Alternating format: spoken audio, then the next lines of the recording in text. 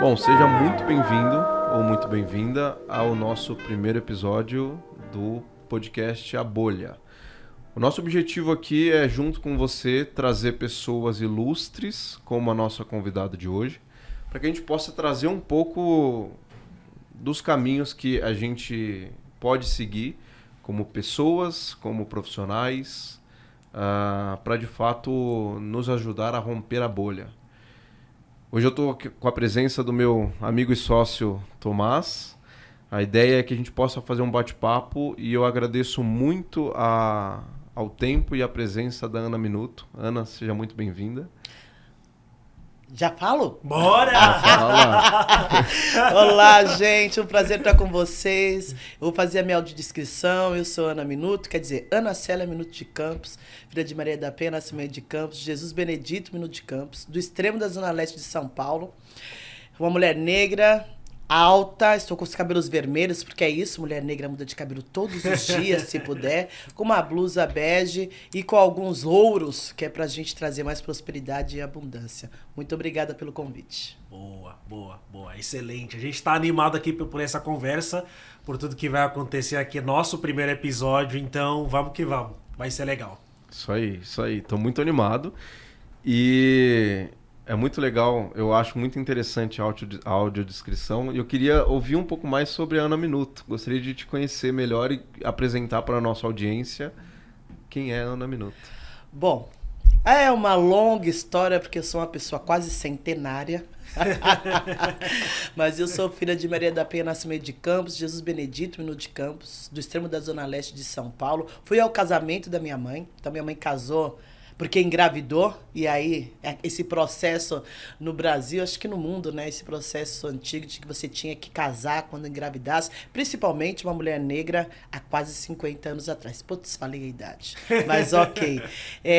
Minha mãe ficou casada há 4 anos, passou por uma violência doméstica muito forte.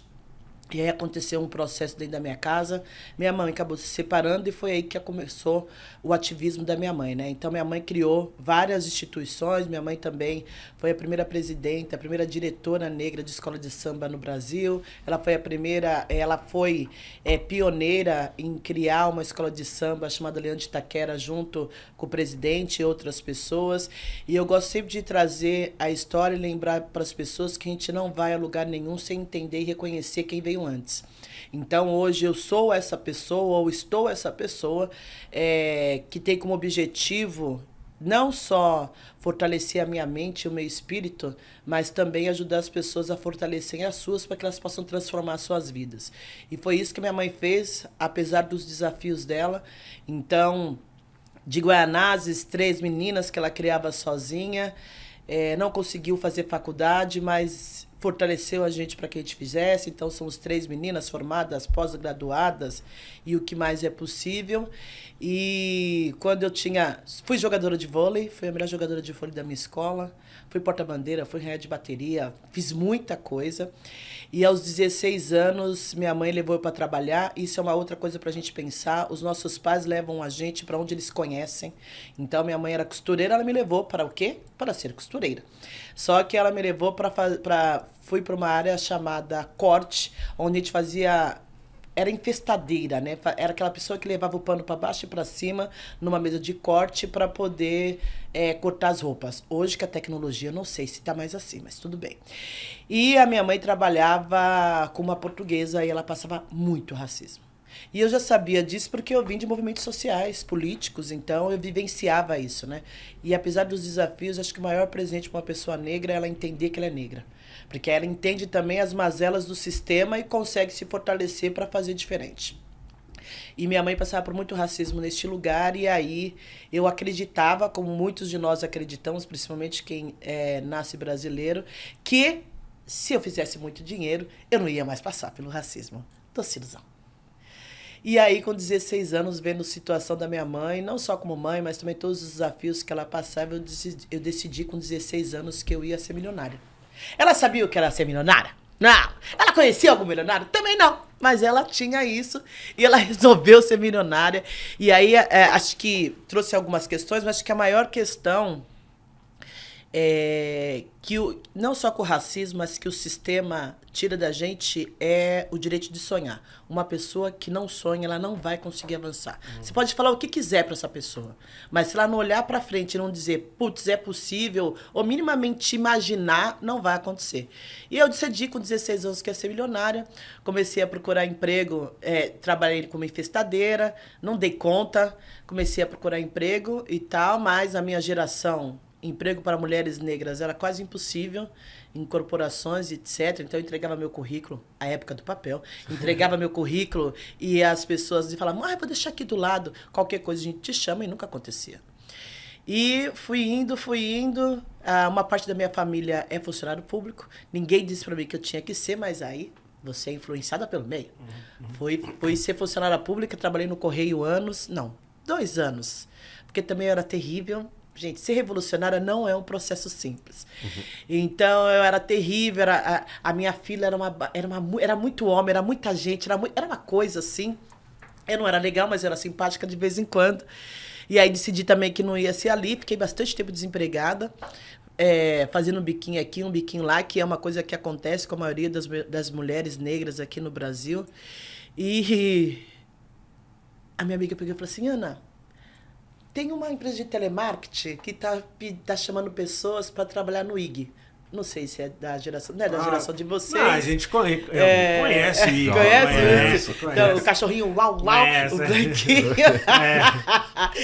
E aí não é tão novo assim também, né? Peguei o finalzinho. Tá vendo? Já quer fugir da situação. Aí eu peguei e falei, bom, tô fazendo nada, né, gente? Preciso comer, preciso beber. Fui trabalhar no IG como telemarketing. E ali eu falei, bom, é uma possibilidade de eu fazer faculdade. E aí comecei a mudar de emprego. Porque assim, gente, telemarketing é isso. Você oferece para você um biscoito, você muda. Um real mais, você muda. E aí fui mudando para várias empresas e cheguei na PSNet, que era uma empresa em Alphaville. Alphaville não, Tamboré. E falei, bom, suporte técnico, tecnologia, início da tecnologia. Falei, aqui eu fico rica. Doce ilusão também. Mas aí resolvi consegui, tinha um salário razoável que dava para eu pagar a faculdade. Demorei 10 anos para pagar a faculdade. Fui uma das primeiras alunas da FIAP. Então, demorava 2 horas da minha casa até o meu trabalho, depois mais 2 horas do meu trabalho até a faculdade, depois mais 2 horas para minha casa. Passava mais isso tempo. Durante 4 anos, é isso? Passava mais tempo na condução do que fazendo qualquer outra coisa. Além das baladas, porque eu era e sou baladeira, então sempre estava na rua, né? Uma energia que não sabe de onde tira, mas ok. E aí, trabalhando lá, as coisas foram acontecendo. E, assim, a primeira coisa que eu indico para qualquer pessoa, trouxe vários insights, mas a primeira coisa é, sem educação, sem revolução. Mas não precisa fazer faculdade.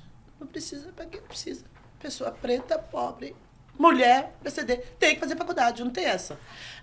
Mas não tem essa. Tem que fazer. Então, a faculdade, ela me trouxe, assim, várias coisas poderosas, assim, comunicação, relacionamento, pessoas. Fui gestora de projetos anos e tal. E aí, quando eu achei que eu estava rica, não quis saber mais de pobre, não quis saber mais de fazer trabalho voluntário, não quis saber mais de associação. A gente vai enlouquecendo, né? Ou, sei lá, emburrecendo, ou melhorando, sei lá. E aí, quando eu estava com 31 anos, a minha mãe teve um câncer arrasador. E aí, a gente ficou 2 anos tratando, foi bem difícil.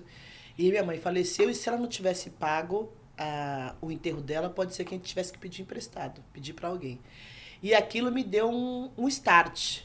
Eu pensei, você quer tanto ser rica, se a sua mãe bate as botas hoje, você não consegue ajudar sua mãe em nada. Sim. Como a gente não conseguiu. Uhum. Minha mãe tinha uma pessoa magnífica e ela tinha muitos amigos, então os amigos sempre estavam nesse processo. Ela tinha que ir a gente morava em Guanás, gente. Ir para o Hospital das Clínicas todo dia era uma coisa muito louca. Mas viagem. Aí, uma coisa louca. Aí tinha gente que pagava gasolina, tinha os parceiros que ela fez durante a vida. E aí ela acabou falecendo e aí eu comecei a repensar a vida. Falei, tem alguma coisa que não tá certa.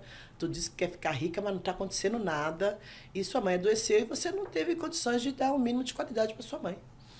E aí, naquele momento, eu comecei a repensar a vida e vou continuar na ONG. Aliás, vou continuar na tecnologia, eu vou cuidar das ONGs da minha mãe. Resolvi cuidar das ONGs da minha mãe, que era nossa, né? Porque ali tá no sistema. E a partir daí, eu escrevi projeto para a ONU, para a UNF, para a Prefeitura de São Paulo, que atingiram milhões de pessoas e tal. E sempre nessa ligação, não quero fazer isso, não quero fazer isso, não quero fazer isso, mas fui criada para fazer o que eu faço hoje. E a partir daí, eu voltei pro mercado e falei assim, preciso trabalhar, né? Não dá para ficar trabalhando em ONG, a grana é muito curta. Na época também resolvi casar, a gente faz umas coisas meio, né? 2 duros, mas a gente acredita que dá para casar. Casamos, fiquei 12 anos casada, trabalhando com instituições, mas voltei pro mercado de trabalho, voltei para a tecnologia. Só que quando eu voltei para a tecnologia, não fazia mais sentido para mim. Foi aí... Eu preciso fazer mais dinheiro, porque é isso. Quando você tem um objetivo e ele é muito nítido para você, o seu espírito vai fazer você se movimentar. Falei, não quero, não tá acontecendo nada e tal. E aí, voltei pro mercado de trabalho, não acontecia nada. O que ela fez? Abriu uma esmalteria.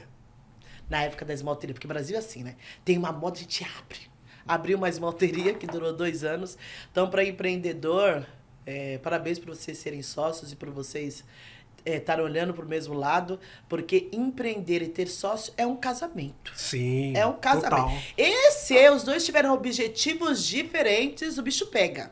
Então, enquanto eu queria ser rica, porque eu preciso fazer dinheiro, parará, a minha sócia, à época, tinha 2 filhos, morava sozinha, eram várias coisas. Realidade e aí totalmente diferente. Não, tudo diferente. E aí eu bancava tudo e tal, até uma hora que eu falei, bom, não dá mais, vamos fazer novas escolhas. Aí fechei a esmalteria. Depois, ela não contente, na época da esmalteria, tinha comprado uma cera chamada cera marroquina, que era para fazer mais grana. Não aconteceu, eu falei, então tá bom, vou abrir um centro de depilação. Até aqui não deu, vamos tentar outro caminho. Vamos fazer outra coisa. Não quero mais trabalhar mesmo. E aí, à época, conversei com a minha chefe, falei, não tô mais afim, não quero mais, não dou mais conta de ficar 2 horas indo, voltando. Aí a empresa estava passando por uma transição, me mandaram embora.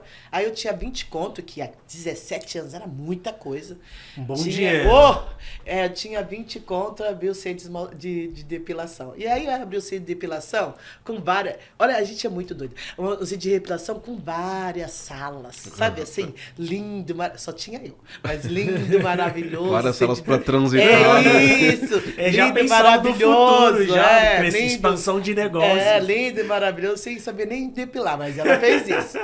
Aí, nesse processo, eu falei, bom, como eu queria ser rica, eu trazia as pessoas para trabalhar para mim. Eu não queria depilar, não queria nada. Só que as coisas aconteciam. Cada vez, a minha primeira funcionária foi minha irmã, que ficou um dia, foi embora. Vieram outras pessoas, eu sou muito pragmática, né? Então, tem muitas pessoas que têm dificuldade de lidar com o pragmatismo. Eu sou muito pragmática. Sim. E aí, é um processo, tem que seguir o processo e etc. E aí, acabou não acontecendo, veio outra, até que eu falei, bom, tá uma vergonha na sua cara, né? E vai depilar você. E aí, comecei a depilar, criei um método e tal, fui ajustando, fui criando, fui fazendo as coisas acontecerem. E aí, em conjunto, eu fiz um curso de coaching que transformou minha vida. Não é o curso de coaching de uma pílula de 1 minuto, né? Um curso de coaching real, que eu quase deixei meio rim lá. Mas foi ele que transformou a minha vida, porque deu o quê? Visão de mundo e perspectiva. Que é isso, nós, enquanto brasileiros, nós não temos perspectivas de vida. Sim. Principalmente dependendo de onde a gente veio. Então, de onde eu vim, Guaianazes, 1 milhão de pessoas, violência, educação também deficitária. O que é dado para mulheres pretas periféricas é ter filho para o sistema matar. É isso que é dado.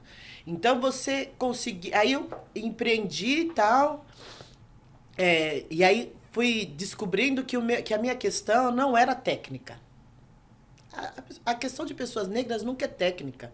Porque as pessoas negras, elas estudam 2, 3 vezes mais, mesmo que seja de forma inconsciente, porque é essa informação que a gente recebe. E eu percebi que eu tinha muita dificuldade de lidar com frustração. Tinha muita dificuldade de dar continuidade das coisas, mesmo que eu estava fazendo, eu tinha muita dificuldade de dar continuidade, porque eu tinha pressa. Pessoas pretas têm pressa. E aí eu compreendi, bom, fofinha, bonitinha, lindinha, rica. Se você não melhorar enquanto indivíduo, as coisas não vão acontecer. E aí comecei um trabalho seríssimo de autoconhecimento, forte, assim, até hoje. Eu gasto muita grana. Eu devo gastar uns 40 mil por ano só com questões energéticas, espirituais e desenvolvimento. Para mais. Quando a gente não inventa, eu vou fazer uma mentoria. E nesse processo eu descobri o quanto eu precisava melhorar. Então, fiz o autoconhecimento, fortaleci esse autoconhecimento. Chegou o momento que eu vendi a depilação, que também me ajudou a dar um salto. E comecei a trabalhar mais com empresas. Então, a primeira empresa que eu trabalhei foi o Google, fazendo desenvolvimento de pessoas pretas para o estágio. Legal, preparando essas pessoas para o estágio.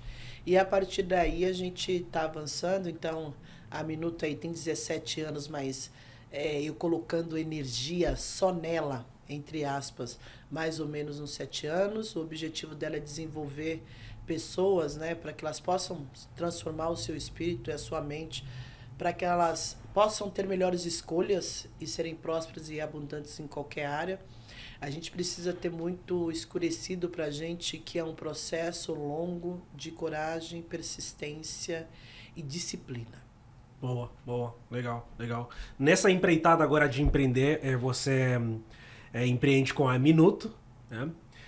Passou por várias empresas, falou sobre o Google. Quais são os desafios assim mais recorrentes que você encontra, principalmente trabalhando para grandes empresas como uma pessoa preta? Assim? Acho que a primeira coisa é como não dói neles, não precisa. Não precisa. Falar de diversidade para quê? Todos homens brancos, cis, sem nenhum problema. Nunca tiveram dificuldade para arrumar emprego, né? Você entende? Tem uma coisa que eu gosto de falar, mas agora eu não me lembro, mas vai vir. Capital social. Sim. Capital social, gente. Quem define? Você pode ser muito ruim, você pode ser muito bom. Quem define aonde você vai chegar é o seu capital social. Essa história de que você vai estudar muito e vai dar tudo certo. É porque vai acontecer para você. Se você não tiver capital social, não vai acontecer. Por quê? As pessoas se indicam. Ok? A gente tava no ambiente, uma pessoa pegou e falou assim, eu acho que seria bom você conhecer tal pessoa. Eu fui e conheci você, ok? No ambiente. Se eu não tivesse conhecido, eu não estaria aqui. Sim. Então, assim, é um processo muito sério essa questão de capital social. Sem capital social, sem avanço. E é isso, pessoas pretas não têm capital social. Por quê? Nós estamos num ambiente, nesse ambiente só tem pessoas parecidas com a gente, muitas vezes sem perspectiva de vida, porque sim, esse é o objetivo do sistema, e eu sempre falo que não é sobre ser negro, é sobre o capitalismo, e o capitalismo quer pessoas com o menor conhecimento possível e trabalhando de graça de preferência. A gente vem do processo escravocrata, gente, a gente continua repetindo. Eu falo que esses meninos que andam de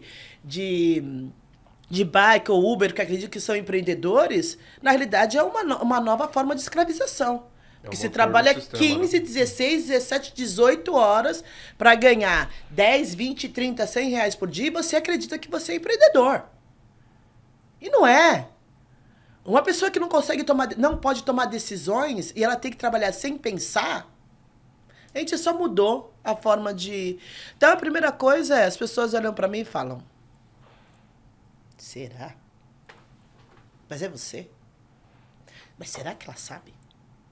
Mas será que... Essa é a primeira coisa. E vem do racismo. A segunda coisa é esse entendimento de que não é necessário. Né? Não precisa. A gente funcionou até agora só com pessoas brancas, de uma hora para outra, vem alguém e diz, precisamos diversificar. Não vai acontecer. Já tem a pretinha da faxina, lógico, né? Já estamos fazendo olha como a gente trabalho. É simpático. Tem até uma empregada negra, tem até um amigo negro. Esse amigo já foi na sua casa, você já indicou esse amigo já conseguiu estar em lugares que você está. E é o que eu sempre digo, por mais dinheiro que você tenha, você vai continuar sendo pessoa negra e as informações que as pessoas brancas têm provavelmente nunca vão chegar em você. Porque, assim, é um território totalmente diferente. Então, esse processo racismo que está aí a todo momento, né? Então, essa questão subliminar de que eu tenho até um amigo negro. E a gente entra nesse lugar de que eu não sou racista. Afinal, eu tenho um amigo negro, eu tenho uma empregada negra. Afinal, eu pago 2 salários. Afinal, eu registrei a minha empregada doméstica. Olha, não sou. E as pessoas não entendem que não é sobre elas. É sobre uma programação que acontece no Brasil há mais de 500 anos e que você pode até ter um marido negro, você vai continuar sendo racista. Porque foi assim que você aprendeu. E eu, enquanto pessoa negra, vou continuar sendo preconceituosa. Porque foi assim que eu aprendi. Se eu não estudar os meus vieses, se eu não conseguir lidar com as questões minhas em relação a olhar para pessoas negras e ver que elas são potentes, os brancos não vão fazer. E não é porque são pessoas ruins. É porque não sabem. E aí, eu sou da área de tecnologia, eu estava discutindo ontem com uma pessoa que as tecnologias vindas da África, que são todas, né? Mas as tecnologias vindas da África, ela tem como objetivo fazer a inclusão, a comunidade. As tecnologias criadas por pessoas brancas, elas têm como objetivo deixar você sozinho. Então, eu trago um óculos onde você não precisa se relacionar com ninguém, porque o óculos vai fazer tudo. Eu trago o GPT onde você toma uma decisão sozinha, você não precisa de ninguém mais. Então, é um processo de que, como eles não sabem lidar com pessoas diferentes, realidades diferentes, diversidade, eles criam tecnologia que atende a eles, que vão nos separando. Então, quando eu penso em tecnologia e negócio, quando eu penso em IA e ser humano, quem vai ter acesso a isso? Que pessoas vão ficar? Quando eu ouço falar dessa renda mínima mundial, me dá até renda básica. Me dá e assim, ninguém está discutindo isso. Quem está discutindo é eles que vão definir que você vai viver com R$1.000, R$2.000, sem direito a pagar nada, e dizer ainda que você é feliz, porque afinal, você está podendo ficar escropando o seu Instagram sem ter que tomar decisões. Então, são muitas questões, gente. São muitas questões. E o maior desafio é, não quero fazer. As empresas não querem fazer. Elas não querem. Porque as que querem, elas estão fazendo. E as coisas estão acontecendo. Elas estão fazendo dinheiro. Então, eu conheço empresas como TIM, Mondelez, o próprio Google, apesar dos desafios, ele sempre teve esse processo de trazer mais pessoas negras. Sim, tem o Black Founders lá, que é um programa excelente, isso, revelou muita gente boa. Mesmo a Microsoft, as empresas estão fazendo.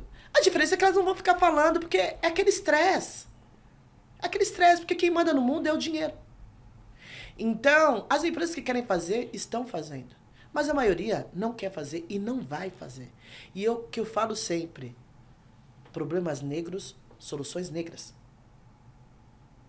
As pessoas brancas ainda acreditam que podem tomar decisões e resolver as nossas vidas, as nossas questões. Não vai acontecer. Boa. Você tem Você é LinkedIn Top Voice, né? LinkedIn Top Voice. Como uma pessoa negra, qual é a importância de ter um selo como esse de uma pessoa negra e o que representa isso assim para nossa comunidade, digamos assim? Você falava sobre essa diferença entre tecnologias vindas do mundo ocidental com tecnologias do continente africano. Eu, como africano, né, eu tenho um lugar de fala, né? E aí eu olho para as sociedades africanas, elas são sociedades muito mais comunitárias, né? Então, comunitárias no sentido da palavra de estarmos juntos, assim, né? E olhando para a ascensão de pessoas pretas no Brasil, e você é representante dessa classe, ter uma pessoa como você no lugar de top voice, nos lugares em que você acaba frequentando, né? O que significa isso para você no dia que chegou, puxa, Ana Minuto agora é top voice, assim, qual é o significado disso para você? Olha, gente, pode ser... mas assim, nenhum. Porque pra mim é tão nítido pra mim que é a minha missão. É tão nítido pra mim que faz parte do percurso, que eu trabalhei pra isso, que não tem uma coisa que eu disse assim, nossa, foi Top Voice 20... Trabalhei pra isso? Eu trabalhei. Mas assim, nossa, chegou o Top Voice. Pra mim era natural. tudo que eu faço para mim é natural. E esse é o desafio, tá? Perfeito. Não meu, mas é um desafio de pessoas negras. De reconhecer toda a sua trajetória e falar, porra, eu sei que eu sou foda. Ninguém precisa me dizer, eu sei. Eu estudo para isso, eu vivo isso, eu acordo isso. Mas tem um processo muito sério que é das pessoas negras, como elas vivem na execução, vivem fazendo, vivem... As coisas chegam e ela fala, que legal. As coisas, que bom. Que bom. Então, acho que esse que é um primeiro ponto, a gente pensar mesmo como é que nós, enquanto pessoas negras, é o que eu treino todos os dias, se reverencia, se agradece, se fortalece, vê que sim, é um status importante. E aí, como é que eu fui entender que era tão importante assim? Quando eu comecei a receber convites diferentes, para estar em lugares diferentes, por conta do selo. Porque o selo diz o seguinte, existe uma plataforma, a maior plataforma do mundo, relacionado a trabalho, a carreira. E essa plataforma tem algumas pessoas que ela olha e fala, essa pessoa tem gabarito, essa pessoa sabe, essa pessoa é especialista, pode trazer essa pessoa. Então, muitos convites que eu recebo é por conta do Top Voice. Isso é fato. Muitas coisas que eu fiz também no LinkedIn é por conta do Top Voice.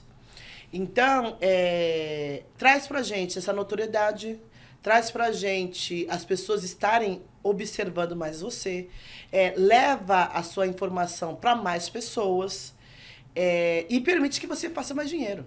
Porque é isso, hoje eu faço mais dinheiro por conta do LinkedIn. Um dos projetos que eu desenvolvi junto com um parceiro que se chama Potências Negras, foi um projeto que a gente fez 21, 22, onde a gente atingiu 6 milhões de pessoas. Era um projeto feito online, onde a gente trazia várias edições com vários profissionais, todos negros diferentes. Então a gente fez para mulher, a gente fez para LGBTQIA+, a gente fez de tecnologia, a gente faz vários. E tudo que as captações que a gente conseguiu foram através do meu LinkedIn, das pessoas que me seguiam, que me acompanhavam, que sabiam o que estava acontecendo. Então eu fiz pelo menos 1 milhão com o LinkedIn, sim, através desse projeto.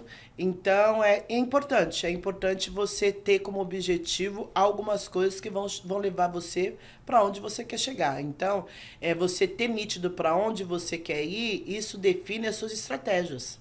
E essas estratégias elas vão mudar, que esse é um dos desafios das pessoas negras, essa dificuldade de fazer essas transformações e essas mudanças. E aí é importante a gente compreender que a gente vai fazendo escolhas na vida, né? Eu defini, quando eu me separei, durante a minha vida, eu defini que ia ser excepcional no meu trabalho. Só que isso faz com que a gente deixe para trás muita coisa. Então, o meu casamento foi impactado pelo meu trabalho, foi impactado pelas minhas escolhas. A forma como eu vivo hoje, as minhas relações, é impactado pelo meu trabalho. Então, eu passo muito tempo trabalhando, passo muito tempo divertindo, sim. Passo muito tempo viajando também, sim. Mas a gente precisa entender que quando a gente vai fazendo escolhas na vida, principalmente quando a gente resolve empreender, e principalmente com impacto social, você vai precisar fazer algumas escolhas. E é uma caminhada solitária. Essa história de que eu vou empreender, vai estar todo mundo comigo, minha mãe vai entender, meus irmãos vão entender, meu marido vai entender. Não existe, o sonho é seu e você precisa fazer ele acontecer. Você toca num ponto muito interessante, porque essa é uma realidade do empreendedor brasileiro, né? Todo mundo fala, e aí eu me coloco nesse todo mundo, né? Mas eu sempre tive um sonho de empreendedorismo, só que eu venho de uma jornada periférica onde eu não tinha referências empreendedoras dentro de casa. E aí você toca nesse ponto do apoio, como que ele é delicado, né? Porque você cria uma expectativa em cima do outro, você projeta uma expectativa em cima do outro, só que ele não tem um histórico de empreendedorismo. Então, para a família preta periférica, na maioria das vezes, e aí aqui eu faço um adendo, porque eu me descobri um homem negro, embora eu seja um negro de pele clara, eu tenha passado por algumas coisas de maneira mais soft, mais mascarada, mas aos 19 anos. Então eu ter crescido num lar branco me fez entender que eu era um homem branco, só que com traços negros. E aí você se vê totalmente desconstruído, né? Então você tem que se reconstruir dentro de um processo que é difícil. Da mesma maneira que crescer em uma sociedade racista já se entendendo como homem preto é difícil, você se encontrar no meio do caminho também é muito difícil. E aí eu esbarrei em alguns cenários dentro da minha vida pessoal como querendo empreender, que era de fato esses pontos. E aí eu acho que o desafio para quem está vivendo essa jornada de empreendedorismo é entender que o caminho ele é solitário, mas ele é por um propósito, né? E aí eu queria até entrar nessa camada com você, como que para você foi construir isso na sua cabeça, de entender que, legal, é desafiador, eu preciso tomar decisões e fazer escolhas, eu vou estar sozinho e como que eu lido com isso? Não pensei. Só foi. A gente não pensa, gente. A gente entra nesse lugar de que a gente pensa, mas a gente não pensa. E tem uma coisa que, para mim, é muito importante trazer, é que alguém já fez. E se alguém já fez, eu estudo muito ancestralidade, né? Meu avô, por exemplo, nunca conseguiu trabalhar. Um homem negro, retinto, muito mais escuro do que eu, ele nunca conseguiu trabalhar. Ele era cortador de grama, ele era carpinteiro, ele era jardineiro, ele era... Meu avô nunca conseguiu trabalhar. Meu pai também não. Meu pai fez um curso de encanador e nunca conseguiu trabalhar. Numa empresa, né? Só que a minha avó, ela foi cozinheira padrão à época, né? Então ela passou por casas muito legais, assim. E ela trouxe pra gente uma cultura de organização, de fazer mesa posta, e minha mãe era uma pessoa extremamente inovadora. Então minha mãe finalizou o 2º grau dela no EJA, né? Então, mas minha mãe foi assessora parlamentar, minha mãe falava inglês fluente, minha mãe foi até assistiu a posse do Mandela. Minha mãe era muito foda. Então, às vezes a gente atribui o empreender à pessoa, mas nós já empreendemos naturalmente, enquanto indivíduos. E minha mãe sempre foi essa pessoa que empreendia. Então eu olhava para ela, e aí tinha uma coisa que minha mãe fazia, que eu e minhas irmãs não esquecem, é que uma vez por mês, minha mãe pegava o parco dinheiro dela e levava a gente no melhor restaurante que ela podia. Para quê? Para que você compreendesse que não tinha limites. Não tinha limites. Então eu não tenho nenhum problema de entrar em nenhum lugar. Eu não tenho problema de falar com ninguém. Eu falava com o diretor da minha empresa, se quiser ainda gritava com o diretor, com o dono da empresa. Porque eu não tinha isso. Não tinha esse limitador mental. Então você não ter esse limitador mental de lugares, e é lógico que esse limitador mental vai mudando conforme você vai ascendendo. Uhum. Você não ter esse limitador mental, muda tudo. Porque é isso. Minha mãe falava, vai lá, faz acontecer.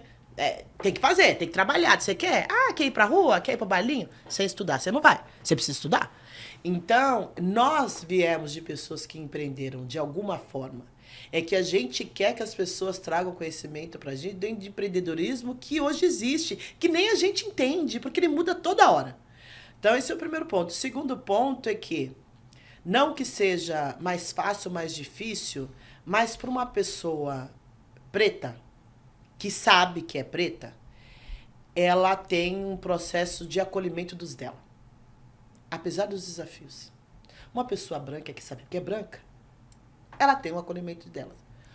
O pardo é o não lugar. Porque se olha para muito preto fala, Clarinho, dá um tempo, né, papelão? E isso acontece, a gente vê, você deve ter vivido isso. E olha para as pessoas brancas e fala, esse é muito preto para ser branco, não dá. Então entra nesse não lugar. E qual que é a habilidade, a inteligência do racismo? É fazer você acreditar que você é um homem branco. E aí você começa a negar cotas. Você começa a não contratar pessoas pretas. Por quê? Porque no seu ideal de mundo e no que trouxeram para você, isso acontece. E quem está na maioria das empresas são pessoas pardas. E essas pessoas pardas não trazem outras pessoas negras. Porque a falta de consciência racial é tão forte. São 500 anos, gente, que não vai acontecer com um cursinho de diversidade, equidade e inclusão. Essa consciência não acontece de um dia para o outro. É uma vida, né? Então, esse processo de a gente compreender que as pessoas só vão dar o que elas têm, e elas têm muito para dar quando a gente está disponível para receber, que foi o que eu falei ontem em uma das palestras para mulheres pretas. Eu falei, a gente entra nesse lugar de que a gente não sabe fazer gestão financeira. Se a gente não soubesse, não existia Brasil, porque é isso, 56%, 28%. É mulher, e mulher consegue fazer milagres com 100 filhos, com 10 conto, 20 conto, 30 conto, a gente sabe fazer. A questão é que a gente não faz do jeito que eles querem, do jeito que eles criaram, porque é uma forma de dividir. Então, olhar para os nossos também, compreender que eles sabem. E que às vezes tem problemas que a gente acredita, porra, não vai conseguir falar, não vai conseguir me dar. E as pessoas têm resposta porque elas já passaram por isso em experiências diferentes. Então é um processo desse reconhecimento desse passado que é agora.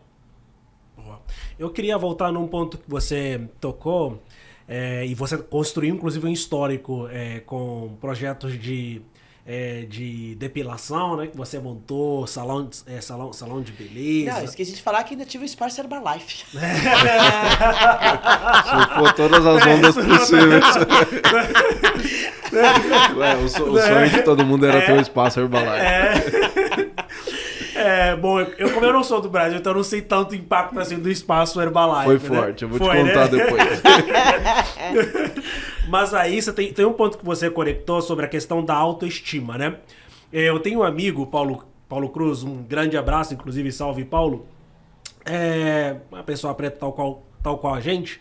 Ele fala bastante sobre essa questão de nós trabalharmos com o processo de resgate do imaginário e da autoestima da pessoa negra. Você, como mentora, como palestrante, como é que você acha que nós deveríamos trabalhar mais nesse processo? E eu acho que, gostaria também de entender, no seu ponto de vista, além dessa questão de racial, de sermos colocados de maneira proposital de lado, né?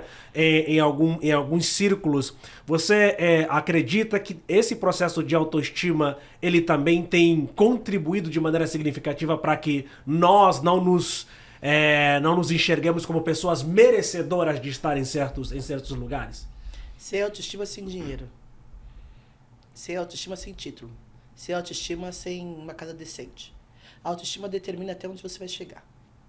É sobre isso. Então, como é que você construiu a autoestima sendo uma mulher negra? Primeiro, eu tinha uma mãe que era careca, que ela usava cabelo, ela tirava cabelo, ela usava unha, ela tirava unha. Era dela. E todos os dias a minha mãe falava, mas Pretinha, você é tão bonita. Mas Pretinha, você é tão inteligente. Porque a construção da autoestima não acontece de um dia para o outro. É todos os dias. E acontece dentro da minha casa. Também eu falava, mas como você é linda, como você é inteligente, como você... Para nós três. E o que resgata a autoestima de pessoas negras é estar em espaço de pessoas negras. Que sejam conscientes. Não só conscientes, mas que também se relacionem com pessoas negras. Então, eu sou da época onde o carnaval era muito forte para a comunidade negra. Onde o samba rock era muito forte para a comunidade negra. Então, minha mãe foi criadora de uma escola de samba. Nessa escola de samba, eu fui dar aula das crianças, eu fui porta-bandeira, eu fui comissão de frente, eu fui musa da bateria, eu fui... Ela era linda, ela era inteligente. Para além disso, fui...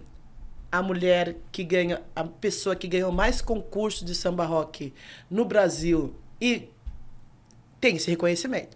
Então tinha a época do Clube da Cidade, que era só para pessoas negras, tinha a época do Somebody Love, tinha a época, Sunset, onde nós estávamos em conjunto, onde nós estávamos juntos, né? E a gente foi quem conseguiu fortalecendo essa autoestima.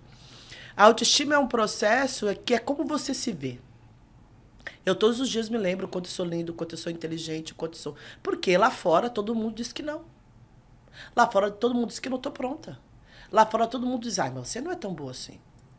Então é um processo de fortalecimento diário. Quando eu resolvi voltar a focar mais em trabalhar com o desenvolvimento de pessoas negras, é neste lugar da autoestima que vai falar para o seu espírito de que você é bom. Porque a doença está no espírito. Um espírito doente é um espírito capenga. Um espírito que não se enxerga e não enxerga os seus é uma pessoa que não consegue ter força para fazer as coisas acontecerem. Então, como você olha para uma pessoa negra, eu aprendi a olhar para pessoas negras como potência e fiz todos os projetos que eu fiz focado em pessoas negras. E é isso. Só que meu negócio também não andou como poderia ter andado se eu tivesse escolhido qualquer outra coisa. E eu tenho ciência disso, e tá tudo bem. Mas a autoestima é um processo que define até como a polícia vai te abordar. Eu sou harleira, então eu piloto moto. Fui parado uma vez só. Me perguntou o que é harleira. É uma pessoa que... Anda de Harley. Anda de Harley. Harley é uma marca de moto, né? Sim. E... As pessoas, elas não conseguem compreender, elas não conseguem ligar leco-cré. Elas não conseguem. E aí, uma vez só que eu fui parada, muito cordialmente, porque a forma como você fala, a forma como você olha, a forma como você pega na mão de uma pessoa determina, gente, quem você é e como é que as pessoas vão te tratar. Então, quem me trouxe até aqui vai me levar para onde eu nem imagino, é a minha autoestima. Fora que eu já nasci linda mesmo, isso é uma coisa positiva, né? Meu pai e minha mãe estavam muito felizes quando me fizeram. Mas sem autoestima, sem vida. Porque a autoestima que faz você ter coragem de bater na porta e pedir um emprego. A autoestima que faz você ter coragem de vir no podcast. A autoestima que faz você ter coragem de falar na rede social, mesmo sabendo que tem um monte de hater que vai dizer que você não é bonita, que você não sabe, que você não é boa. Então, eu sempre digo que se você quer empreender, você tem que aprender a lidar com a frustração, a lidar com as críticas, a lidar com você não é boa, você não sabe. Porque uma pessoa que quer ser validada o tempo todo, ela não tem condições de ter um negócio de sucesso. Porque ela não vai ser validada nem pelos dela. Que vão dizer pra você, para que você tá fazendo essa loucura? Fala um problema, mas por que você vai sair da área de tecnologia? Você tá fazendo tanto dinheiro. E não era sobre tecnologia. Então, esse processo da autoestima, quem não está disposto a ser julgado, maltratado, enganado, roubado, não está disposto a empreender, porque empreender é isso, é vida em movimento.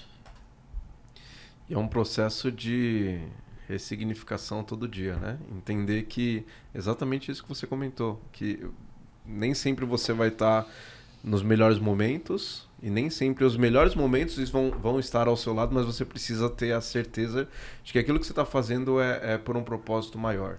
Eu uso bastante 80-20. É 80, vocês trabalhando, se ferrando, não dando nada certo, para 20 você fala, nossa, vou para Maldivas amanhã.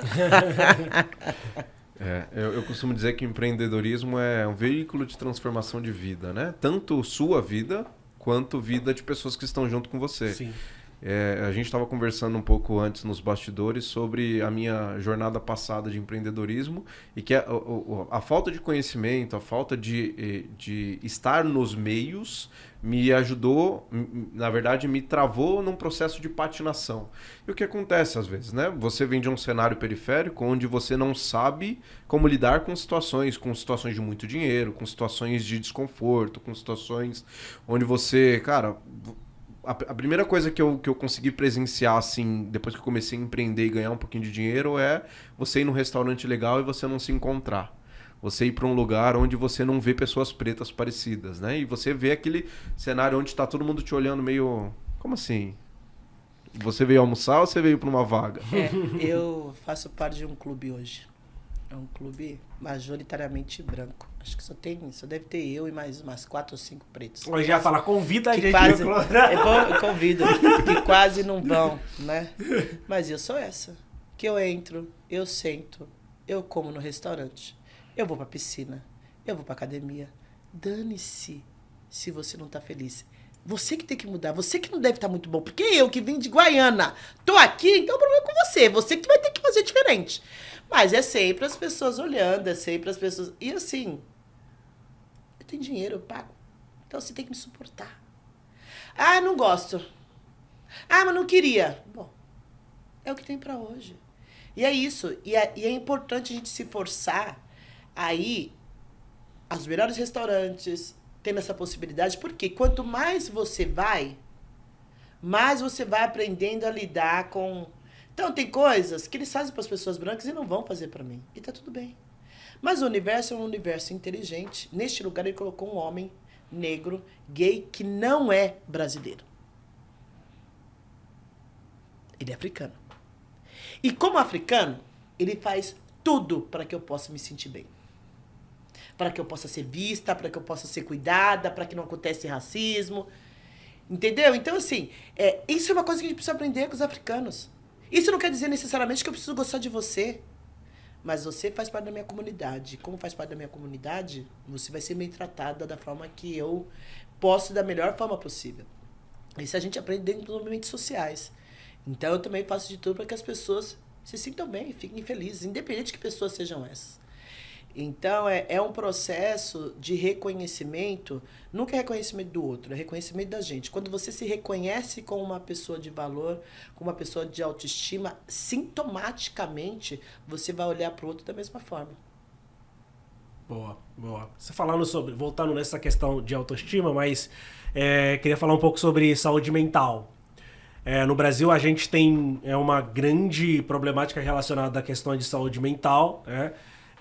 Temos números muito alarmantes, é só a gente dar uma pesquisada que a gente consegue encontrar isso. E nós estamos falando de uma população que, majoritariamente, ela é negra, né? Mais de 50% da população brasileira, e negra e também periférica, né? Então, e aí, como é que você tem conectado essa questão da saúde mental nos círculos que você faz parte? Como é importante falar sobre saúde mental, inclusive, principalmente falando sobre população negra no Brasil? As pessoas vão querer falar de diversidade, certo? Elas vão ter que falar sobre saúde mental. Hoje, a gente é o segundo país com maior burnout no mundo. O primeiro em ansiedade. Há uns que utilizam o maior número de ansiolítico. Isso é Brasil. Uma pessoa quando tem alguma questão com saúde mental, ela não consegue entregar. Não tem como. Ela não tem condições cognitivas para entregar. E a partir daí as empresas estão trabalhando com saúde mental. Agora vem a atualização da NR1, que também fortalece esse processo de ter desenvolvimento, de ter treinamento e etc. Então as empresas estão muito... não estão falando sobre diversidade, como deveriam, mas estão falando sobre saúde mental, porque não tem alternativa. Certo. E elas têm grana para que isso aconteça. A gente tem uma questão muito séria no Brasil, que é as crenças, né? E quais são as crenças? A minha mãe ficou com câncer, provavelmente já estava há muito tempo, não falou para ninguém estava sabendo, simplesmente partiu. Quando você fala para uma pessoa negra, você precisa fazer terapia? Terapia para quê? Eu sou forte, eu dou conta, até cesareia está doente. Então, nós temos uma cognição, nós temos crenças, a gente tem um sistema falando para você. Você não precisa de terapia. Você não precisa se cuidar. Imagina, você dá conta, você é forte. Então, a gente entra nesse lugar forte e não se cuida. Então, tem gente que tem possibilidade de cuidar da saúde mental, mas não faz. Então, eu acredito que uma das primeiras coisas é esse reconfigurar mesmo a nossa relação com a saúde mental. Nós somos as pessoas que menos nos cuidamos, nós somos as pessoas que temos menos acesso à saúde, e às vezes não é porque não tem o sistema, é porque às vezes você não acredita que é importante, ou porque eu tenho que trabalhar tanto que eu não preciso me cuidar. Não é um valor. A saúde no Brasil, em qualquer nível, não é um valor. Então, entender que enquanto pessoas negras, essa é a única forma de nós nos mantermos vivos, minimamente, porque nós somos mortos todos os dias, tá? Nós somos mortos pelo sistema carcerário, pelo institucional, pelas piadinhas, pelas brincadeiras, pela falta de grana, pela falta de comida, pela falta de educação, pelos nossos amigos. Todos os dias a gente é morto um pouquinho. E para que você consiga... E eu sempre digo que não existe um ser humano que só vai funcionar tecnicamente, você vai precisar olhar para o seu espiritual. Isso não quer dizer que você tem que estar numa igreja, isso não quer dizer que você tem que estar na macumba, isso não quer dizer que você tem que estar assistindo Oiê, ou quer dizer que você pode estar em todas elas. Isso só quer dizer que, se você não consegue entender espiritualmente o que te aflige, você não vai conseguir entender mentalmente isso. Então, cuidar do espírito, para mim, é primordial. E a mente, ela tem como objetivo te parar. A mente não tem como objetivo fazer você ir para o próximo nível. Porque o papel da mente é te proteger. Então, tudo que pode gerar estresse na mente, ela vai fazer. E como é que é o racismo? Você entra, todo mundo te ver num lugar, num mundo, onde a opinião do outro sobre você é muito importante, o seu sistema de alarme já fala, sai desse lugar. Não fica nesse lugar. Volta pra casa. Volta pra sua casa, vai assistir Netflix, vai brincar com as suas crianças. Lá as pessoas te querem. Então, lidar com isso é uma questão de saúde mental. Então, eu cuido energeticamente e também mentalmente todos os dias. Eu sou uma mulher retida de 1,80 m. Não tem como passar despercebido, não tem como passar ninguém me ver. Então, esse treinamento mental e que a gente precisa falar sobre isso nesse nível, tá? Porque os sistemas estão aí. As pessoas que estão em empresa têm possibilidade de passar em psicólogo. Online ou presencial. E não fazem. Por quê? Devido à nossa configuração, não é importante. Eu trabalho com mentoria, trabalho com coaching, trabalho com cursos corporativos e etc. E um dos maiores desafios que eu tenho com pessoas negras é fazer com que elas entendam que elas precisam respirar.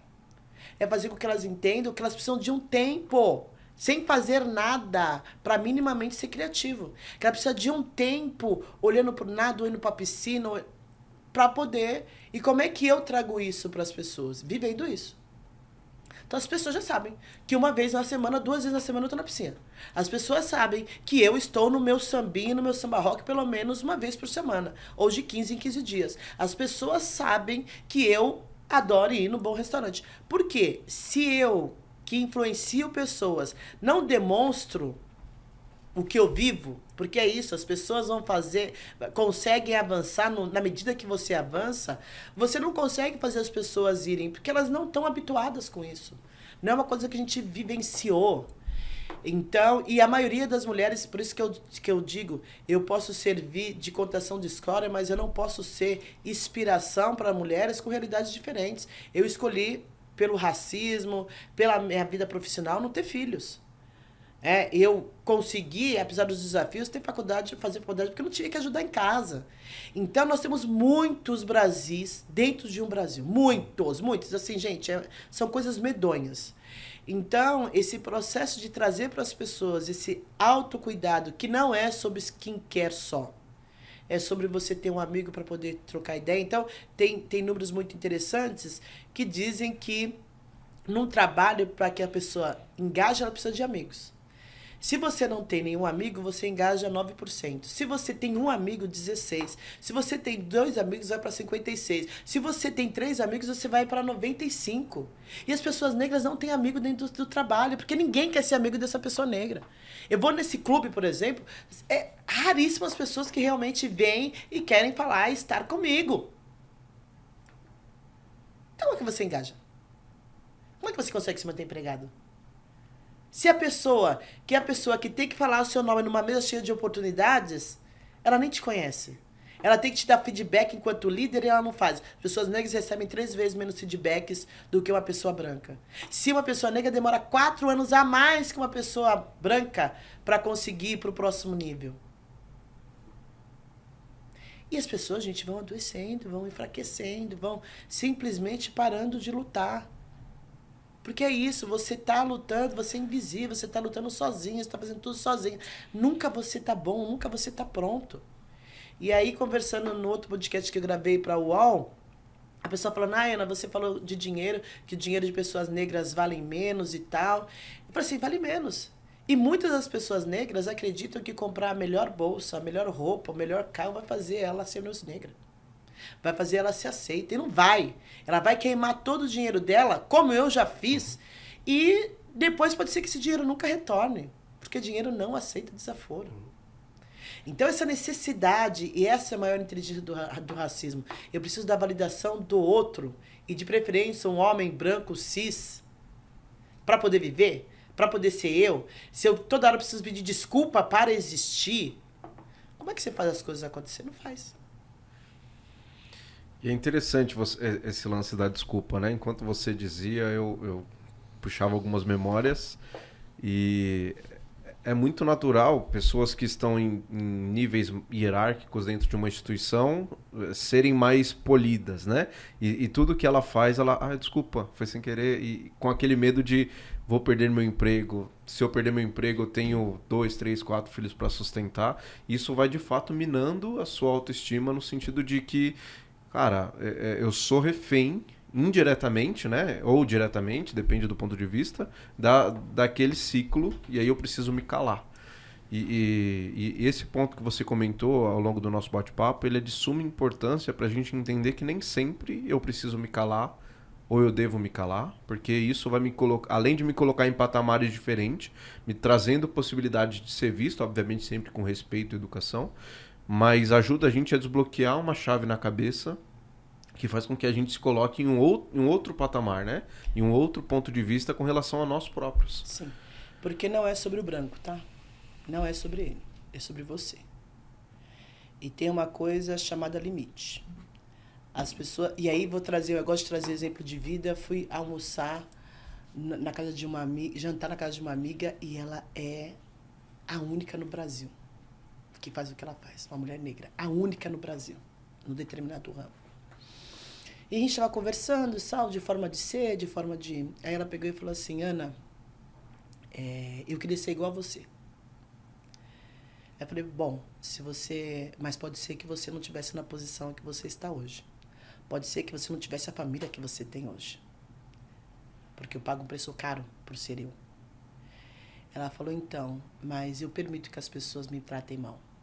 Eu permito com que as pessoas me tratem de qualquer jeito. Eu permito com que as pessoas... E eu fico emocionada em falar nisso porque, cara, a mulher é brilhante. E você não conseguir dizer não, sabe? Você não conseguir dizer, vamos, menos, vamos até aqui. Você não passa dessa linha. É muito dolorido, né? Você olhar pessoas negras que são brilhantes e que elas passam por algumas coisas dentro das empresas que você fala, não é possível. Não é possível que essa pessoa tá... Mas é isso, gente, falta essa força espiritual. Ancestral, né? Sabe? Essa força espiritual, porque é isso. Eu lido com várias coisas todos os dias. Mas você não vai fazer comigo. Eu pego meus paninhos de bunda, como dizia na geração da minha mãe, e vou embora. Pode ser o dinheiro que... Você pode querer dar pra mim o dinheiro que você quiser. Eu vou embora. Eu vou embora com amigos. Eu vou embora com gente que não tem relação comigo. E tem uma outra coisa que a gente precisa entender enquanto pessoas negras brasileiras e mundial, que todos nós temos um branco dentro da gente, né? Nós viemos de um país miscigenado, de um mundo miscigenado. E sim, cada um de nós tem um pouquinho de DNA, de branco, de indígena, e também honrar essa matrix, né? Esse vórtice, porque também nos fortalece no processo. Você também sabe lidar com pessoas brancas, porque afinal você tem um pouco de DNA branco em você. E aí a gente entra nesse lugar, e por que essas divisões acontecem? Porque é isso, o povo unido resolve. O povo dividido diverge e briga. E é todo momento isso, né? É importante a gente ter as divisões? É importante. Mas não pode ser determinante. Porque quando é determinante, eu separo. E uma célula separada, ela não tem poder nenhum. Ela só tem poder se ela está junto. Se ela morre, né? É isso.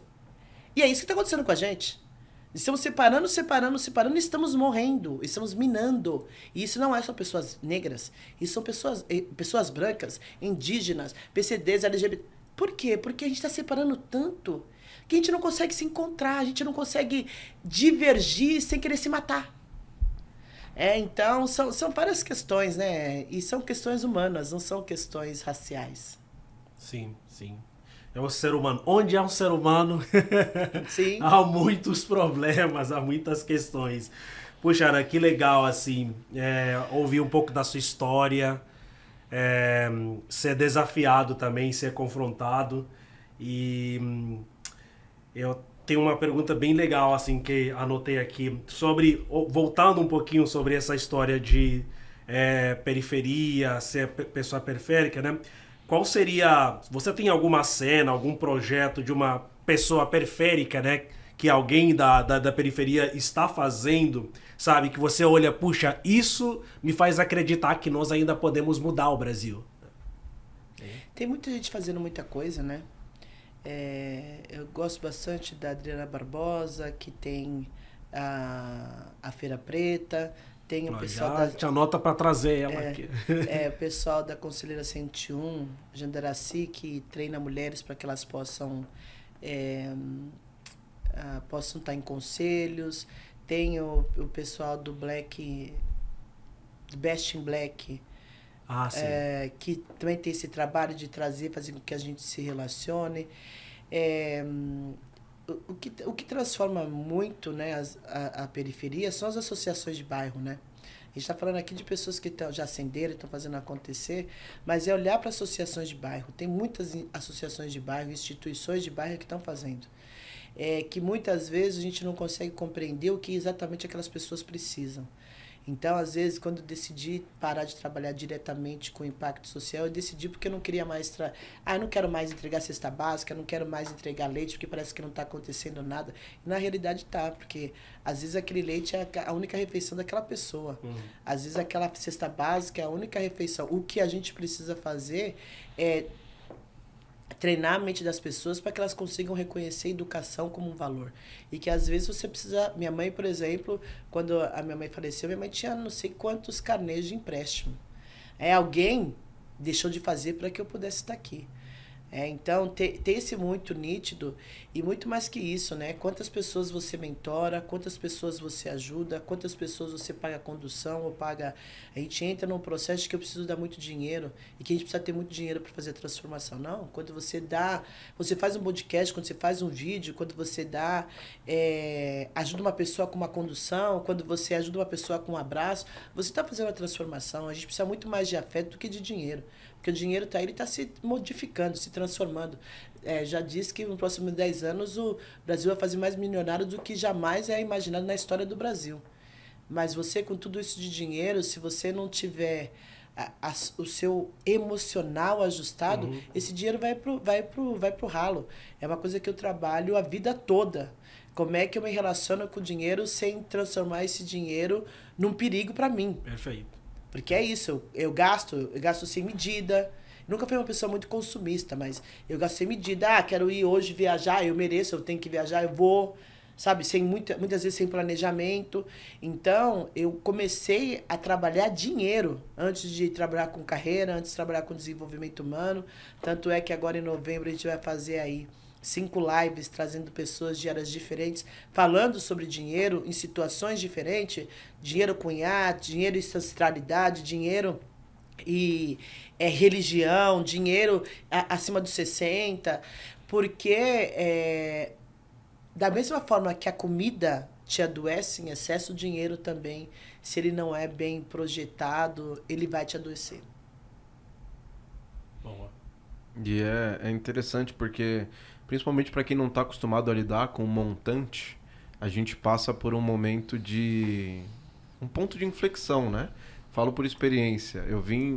Cresci num lar onde a gente tinha tudo muito limitado, né? Nunca passamos fome, mas era o dinheiro limitado de chegar numa sexta-feira, querer comer uma pizza e não dava, porque tinha que pagar as contas.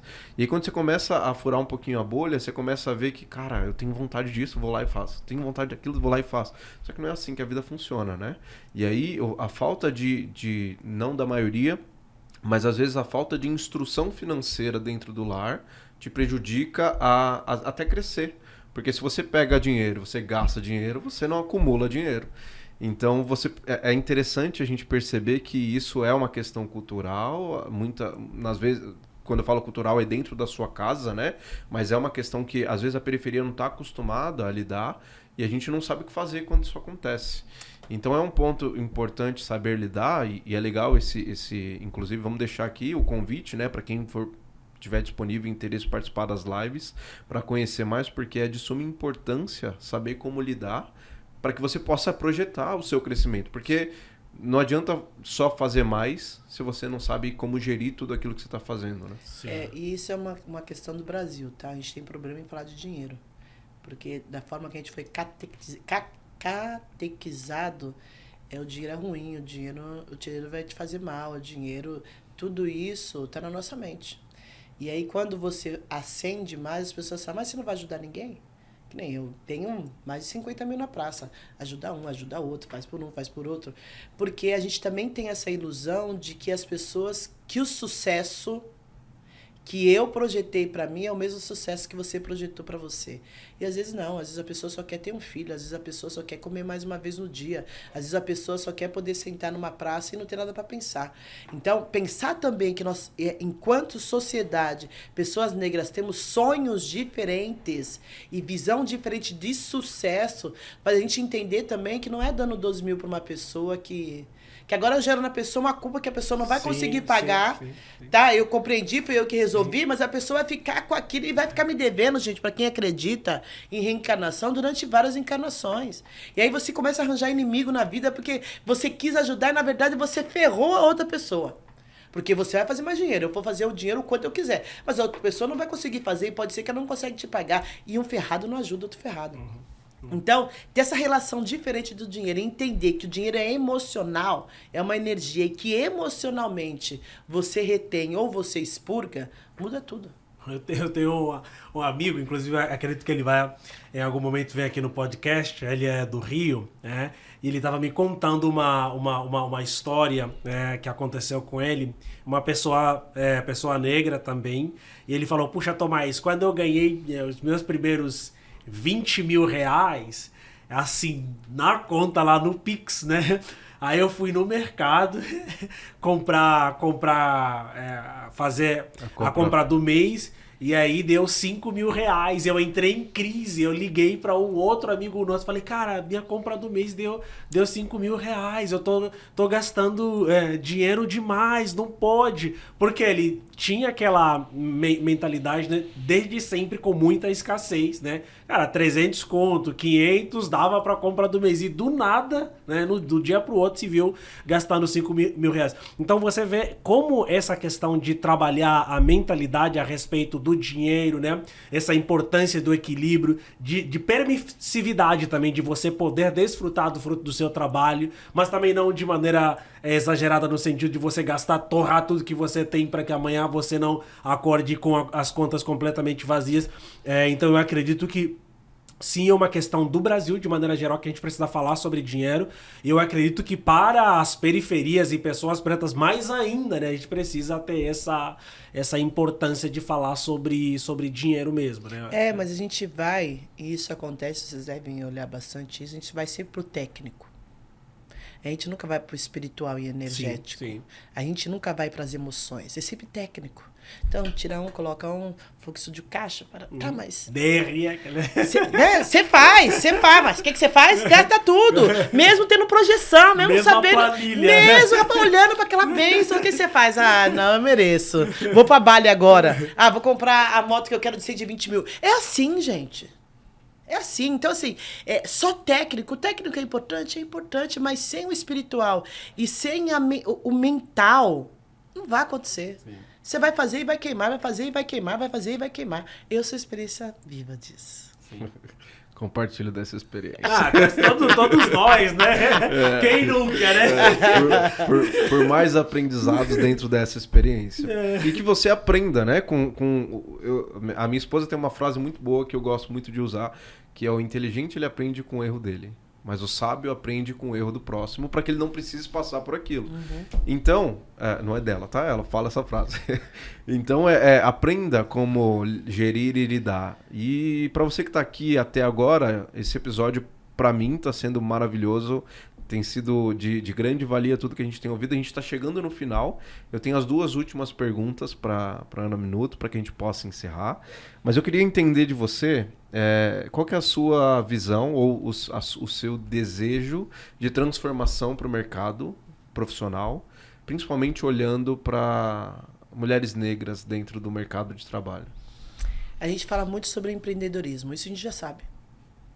E o nosso empreendedorismo é sobre necessidade, né?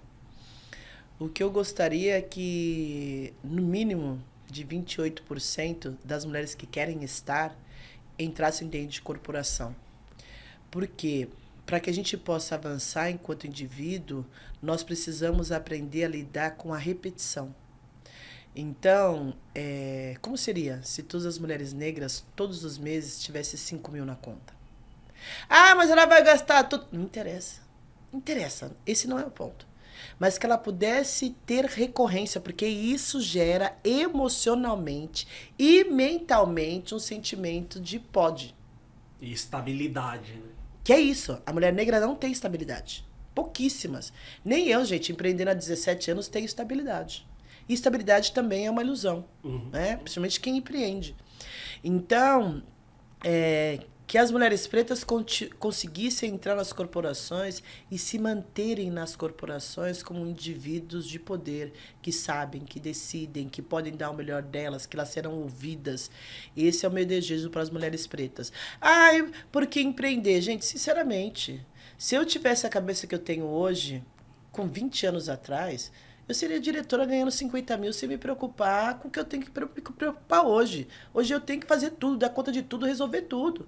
Porque muitas vezes você não vai conseguir pagar pessoas para te ajudar. Eu sempre fui daquela pessoa que quero pagar corretamente, quero registrar e tal. Cara, quase quebrei a minha empresa. Porque para uma empresa pequena como é loucura. E aí você paga, você contrata as pessoas por CNPJ. Que dignidade que a pessoa tem se ela não sabe como eu, se ela vai ter o que comer amanhã. Então, para as mulheres negras, todo mundo fala, porque empreender liberta quem? Quem está sendo liberto? Quem está podendo escolher empreender? De fato. Tendo minimamente, como eu comecei há 17 anos atrás, 20 mil para começar. Mesmo que eu tenha queimado tudo, não interessa. Quem consegue, no Brasil, ter casa própria, como eu vim de casa própria? Paga aluguel hoje porque eu escolho. Mas eu vim de casa própria. Quem? Quantas pessoas pretas têm casa própria? Ah, mas você não precisa comprar casa própria. Você investe. Você vai investindo. E você vai ter mais dinheiro no futuro. E sem casa. Sabe? Então, assim, nós precisamos começar, enquanto pessoas negras, enquanto sociedade, a questionar esse tipo de fala. Uma pessoa preta precisa de uma casa própria, sim. Para mudar a mente dela, para entender que ela pode e não ter que ficar se preocupando se vai ser despejada amanhã. Ah, porque é só você investir. Aonde? Se você não tem conhecimento de entrada e saída, de fluxo de caixa, você vai investir como? Então a gente vai acreditando em umas coisas que faz sentido para uma parte da população. Não faz sentido para a população negra. Então, essas mulheres negras tendo minimamente 5 mil, podendo trabalhar decentemente todos os dias, sendo respeitadas, sendo vista, conseguindo avançar enquanto indivíduo, esse é o meu sonho. Que 28% da população, dentro das empresas, tenha 28% de mulheres negras. Muito bom. Esse é o meu sonho. Nosso sonho, compartilho. Compartilhamos desse sonho. Compartilhamos. A gente está trazendo a pauta das mulheres negras, mas que pessoas negras, né, como um todo, possam estar em lugares onde, para alguns, ainda é inimaginável. Mas é possível, né? E o objetivo desse nosso papo, trazer pessoas como você, que tem sido uma grande referência, é mostrar essas possibilidades, que possível é. É trabalhoso? Muito trabalhoso.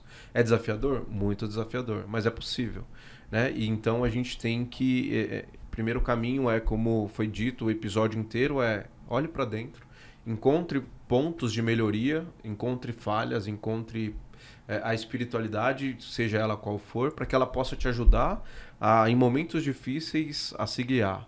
Eu tenho isso muito comigo, né?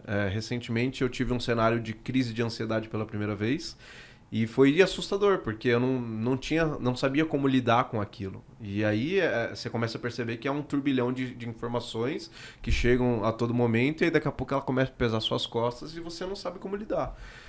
E aí recentemente, há uns 2 anos atrás, eu perdi um amigo por um infarto, um amigo novo, e aí eu comecei a sentir algumas coisas, a cabeça já começa a ir para outros patamares.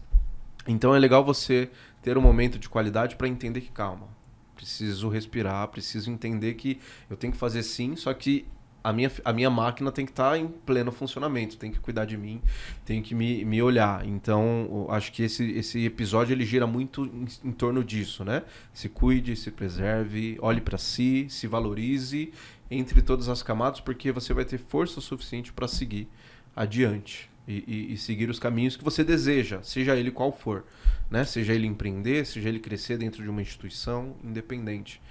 Então, eu acho que a minha última pergunta para a gente poder encerrar o que você acredita que essa vivência na periferia, né, vendo de onde você veio, de Guaianazes, te ajudou a fortalecer e a construir para que você chegasse hoje, no momento que você está, E que de repente quem não é de periferia não vai entender, tá tudo bem, mas que é de suma importância para que a gente possa se fortalecer sempre. Se é só emendar uma também, qual é a próxima bolha que você quer estourada aqui?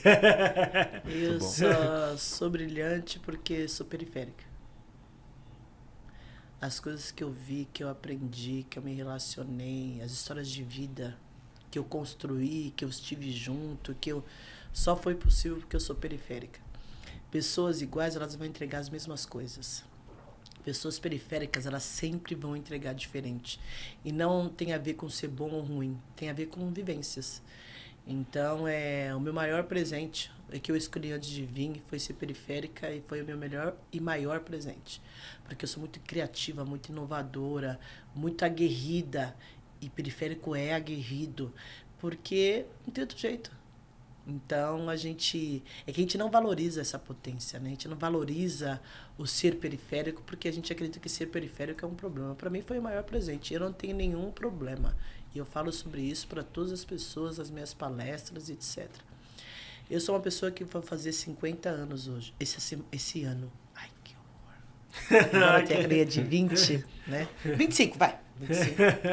Eu vou fazer 50 anos este ano. E eu decidi esse ano que eu vou diminuir o ritmo de trabalho. Hoje eu tenho um ritmo, pode-se dizer, infímio de trabalho perto do que eu já fiz.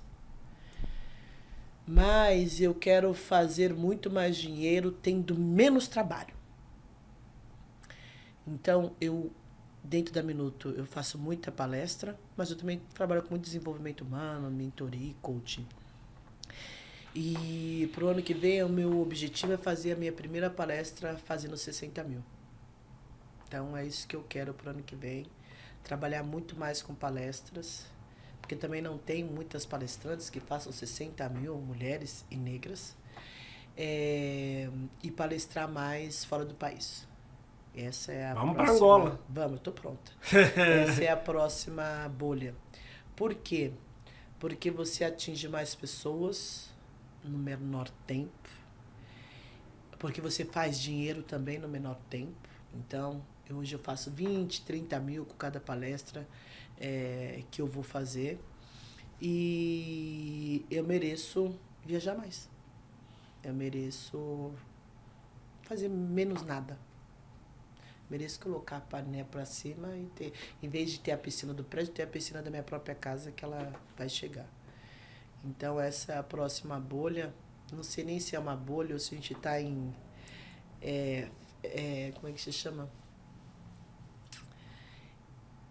Em níveis mentais diferentes, né? Mas o meu objetivo é que mais pessoas falem, eu quero ser palestrante. Mais mulheres negras falam, eu quero ser palestrante. É isso. Boa. Fazer 5 milhões no ano que vem. É mais objetivo. Mais tangível. Então, gente, 5 milhãozinhos eu já fico, tô feliz pelo menos pelo próximo ano. Mas o próximo ano é uma outra coisa. Isso aí, um ano de cada vez. Muito obrigado. Foi de grande valia esse episódio. Eu acredito que extraímos coisas grandiosas que talvez nem todo mundo consiga aterrissar todos os aprendizados, mas cada um no seu tempo. E eu acredito que nós estamos caminhando cada vez mais para a expansão das mentes. Acho que o objetivo principal desse trabalho que nós estamos abrindo é ajudar pessoas como nós, que tiveram situações adversas na vida, a entender que elas podem. Né? E a sua participação hoje trouxe muitas referências do que é poder e o que você pode fazer, independente de onde você esteja vindo. Então, eu te agradeço mais uma vez. Agradeço, Tomás, também por estar aqui dividindo comigo. Acredito que nós temos muitas pessoas boas para trazer também, assim como Ana Minuto e muitos outros nomes que a gente está cogitando. Então, para você que está aqui com a gente até agora, agradeço. Espero que esse conteúdo tenha sido de grande valia. Eu não gosto de like, mas deixa o seu like, porque é importante. Não, deixa assim, é importante. É importante porque é de grande valia, né, o conteúdo. Sim. Então, se inscreva no canal, acompanhe os próximos conteúdos. Quer trazer alguma consideração? Sim. Ana, como é que as pessoas te acham nas redes sociais? Bom, as pessoas me acham como Ana Minuto em todas as redes sociais. TikTok, LinkedIn, Instagram. Isso foi o maior presente que o meu pai me deu, meu sobrenome. Boa. Gabriel? Além da vida, né? Boa, Gabriel. Como é que as pessoas te acham?